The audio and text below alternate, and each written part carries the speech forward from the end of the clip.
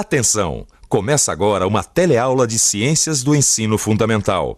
Você vai assistir a teleaula de número 10. Bons estudos!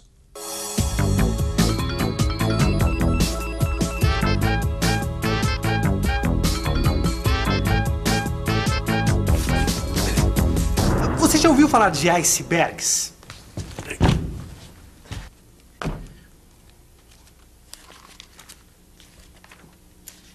Isso mesmo, iceberg. Iceberg é uma massa de gelo que se desprende da costa dos polos norte e sul e sai por aí flutuando.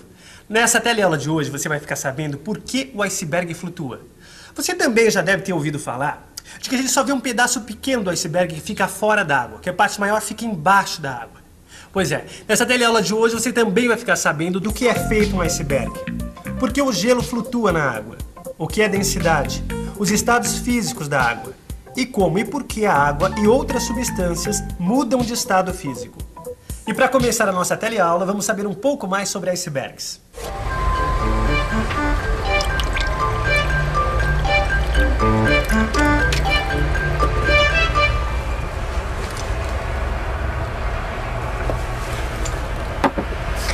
Ice quer dizer gelo. Berg quer dizer montanha. Para fazer uma reportagem sobre essas montanhas de gelo, eu fiz uma pesquisa.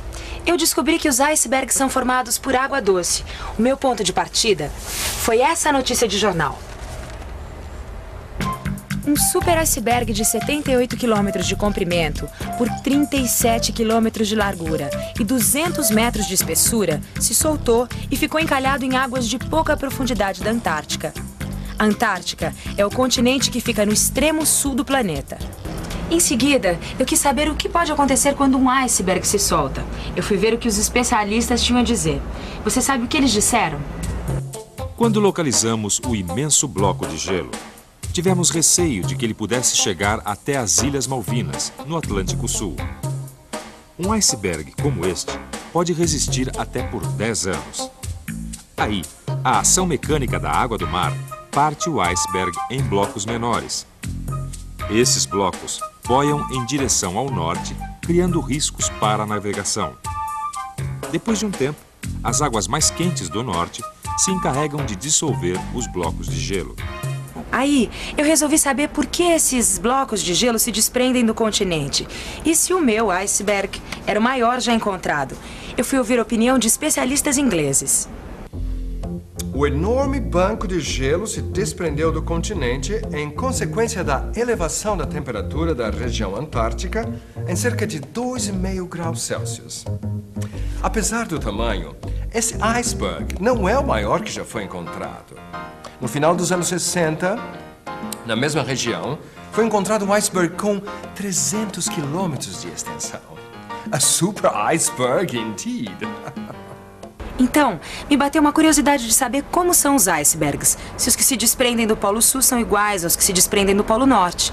E eu descobri que eles são diferentes. Os icebergs antárticos têm a forma de uma tábua. Eles parecem um imenso campo de futebol flutuante e são fáceis de se ver à distância. Os icebergs árticos, que se formam no Polo Norte, têm formas irregulares. Isso porque os ventos são muito fortes. Os blocos se rompem ainda fora d'água. Os icebergs do Polo Norte representam mais perigo para os navegadores, pois são menores e mais difíceis de se ver. Oi, Alberto, que bom que você chegou. Escuta, tá tudo prontinho aqui. Eu posso ir lá buscar o peixinho? Vai lá, Maria. Então eu tô indo, já volto. Tá bom. Só rapidinho, tá? Tá bom. Tchau. Tchau. Tchau, Lineiro. Tchau, Maria. Ah, Lenil, me diz uma coisa. Por que é que o iceberg boia em vez de afundar no mar? Bom, pra você entender isso eu vou ter que explicar na prática, tudo bem? Tá bom. Tá, então, faz favor, Roberto, pega um litro de leite que você trouxe agora. Um litro de leite. Isso, se você jogar esse litro de leite aqui dentro do aquário, o que vai acontecer? Ele afunda, claro. Isso. Agora, pra continuar a experiência, pega um outro litro de leite e coloca no congelador. É pra já.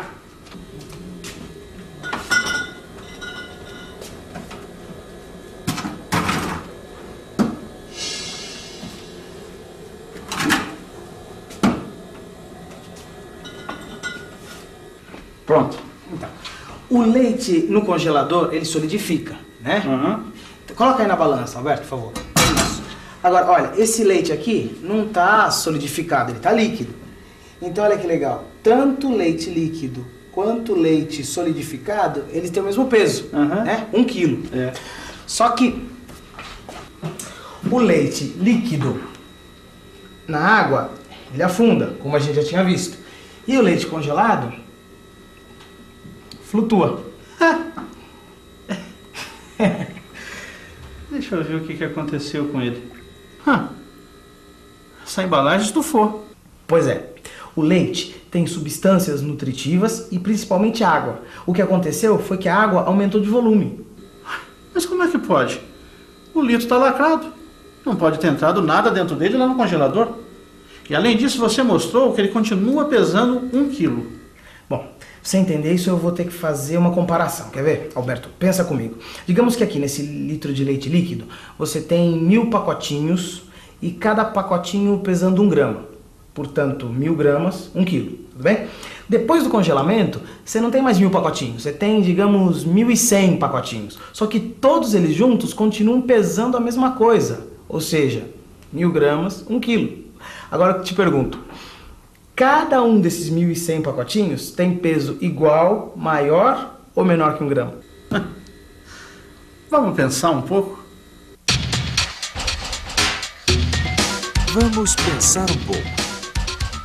Dentro da embalagem de leite líquido, cabiam 1000 pacotinhos de 1 grama. Dentro da embalagem de leite congelado, cabem mais ou menos 1100 pacotinhos. Só que o peso do leite não muda. Então o peso dos 1100 pacotinhos é o mesmo dos 1000. Isso quer dizer que o peso de um pacotinho é menor do que 1 grama. O que me leva a concluir que o peso de 1000 pacotinhos de gelo é menor que o peso de 1000 pacotinhos do mesmo tamanho de água líquida. Quer dizer, então, que o gelo pesa menos que a água líquida? Bom, eu vou te responder essa pergunta fazendo uma outra pergunta. O que pesa mais? 1 quilo de algodão ou 1 quilo de chumbo? Vamos pensar mais um pouco? Se eu pegar 1 quilo de chumbo e botar num prato da balança, e pegar 1 quilo de algodão e botar no outro prato, eu vou verificar que, apesar de não parecer, os dois pesam a mesma coisa. Claro, 1 quilo. Tá vendo, Alberto? O peso é o mesmo, a massa é a mesma, mas o volume é diferente. Então eu digo que a densidade do chumbo é maior que a densidade do algodão. Da mesma forma que a densidade da água líquida é maior que a densidade da água congelada. Densidade, a relação entre a massa e o volume de um corpo. Quer dizer, quando 1 litro de uma substância pesa menos que 1 quilo, essa substância flutua na água. Que nem esse litro de leite congelado. Certo? Então, agora, quando o litro de uma outra substância pesa mais que 1 quilo, essa substância afunda. Em outras palavras, os materiais que têm densidade menor que a água líquida flutuam, e os que têm densidade maior afundam. Quer dizer, então, que esse iceberg de que a gente tanto tem falado não passa de um monte de água congelada. Na verdade, Alberto, a água na natureza está em várias formas diferentes, né? O que a gente está mais acostumado é a ver a água em estado líquido, que a gente usa para alimentação, para higiene. Quando você coloca uma roupa para secar, por exemplo, né? A tua expectativa é que a água líquida se transforme em vapor, né? Você quer mudar a forma da água. Na verdade, você está querendo que a água líquida que molhou a roupa, que ela passe para a forma de água gasosa. E a gente acabou de ver que a água também se apresenta na forma de gelo. Acompanhe agora as principais mudanças de estado da água. A água em estado sólido, isto é, gelo, passa pelo processo de fusão e fica em estado líquido. Evaporando, vira vapor. Em estado gasoso, isto é, vapor, ela passa pela liquefação, vira líquido. Congelada, ela sofre o processo de solidificação e passa para o estado sólido. Me diz uma coisa, Lineu. É só a água que muda de estado físico? Não, mudança de estado físico acontece com toda a substância da natureza. Essa garrafa de álcool que você está abrindo, por exemplo, se você esquecer a garrafa destapada, daqui a alguns dias o álcool que está aí dentro vai evaporar todo. Como já deve ter evaporado nesse pano que você está usando. Quer ver? Um outro exemplo, o gelo seco, né? Que a gente usa para conservar sorvete. O gelo seco, na verdade, é gás carbônico em estado sólido. Um outro exemplo, nitrogênio gasoso. Você pode resfriar o nitrogênio até mudar de estado, até ficar líquido. E a temperatura do nitrogênio líquido é tão baixa que se você mergulhar uma rosa nele, veja o que acontece. Ela quebra como um copo de cristal. E a gente pode falar ainda do mercúrio, né? Que é um metal e que na temperatura ambiente ele está em estado líquido. É aquele de dentro dos termômetros. Ah, tá. Então, a vaporização do mercúrio, dependendo da situação, pode ser útil, mas também pode ser muito perigosa. Em certos garimpos, apesar de proibido, ainda se vaporiza mercúrio.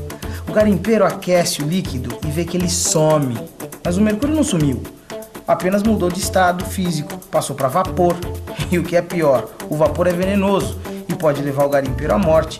Isso além de contaminar o rio e os peixes.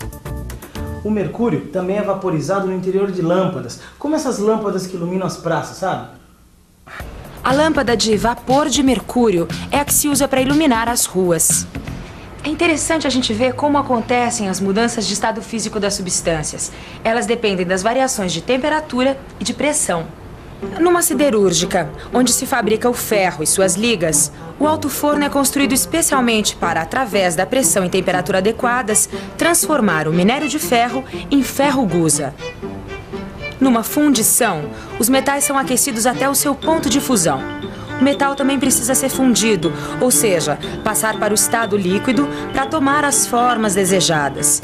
Tudo isso é feito a partir de temperatura e pressão adequadas. Num alambique, a transformação da garapa fermentada de cana em pinga acontece quando a garapa é aquecida. O vapor que emana dela é resfriado em seguida. O álcool, misturado na garapa, se vaporiza mais rapidamente do que a água. Daí, esse vapor é resfriado e recuperado. No dia a dia, você tem a oportunidade de observar modificações de estados físicos das substâncias o tempo todo. Desde a formação de gelo para um refresco, até a fundição de metais para fazer máquinas e ferramentas. E agora eu vou fazer café, antes que toda aquela água mude de estado físico. As mudanças de estados físicos da água e outras substâncias vão muito além da superfície, como um iceberg. Confira na revisão. E atenção, se liga aí que é hora da revisão. Na teleaula de hoje, você aprendeu que icebergs são grandes blocos de gelo feitos de água doce que flutuam no mar. Através de uma experiência, você viu que a água, em estado sólido, flutua na água líquida. Você observou também que a densidade do gelo é menor do que a densidade de água líquida. Que a água pode se apresentar em diferentes estados físicos: sólido, como o gelo, líquido e gasoso em forma de vapor. E para terminar, aprendeu que as mudanças de estado físico dependem de variações de temperatura e pressão das substâncias. Agora pegue o seu livro de estudos e faça os exercícios. Mas preste atenção nas condições de temperatura do ambiente e de pressão para você aprender depressa. Se você não corre o risco de fundir a cuca. Até a próxima teleaula.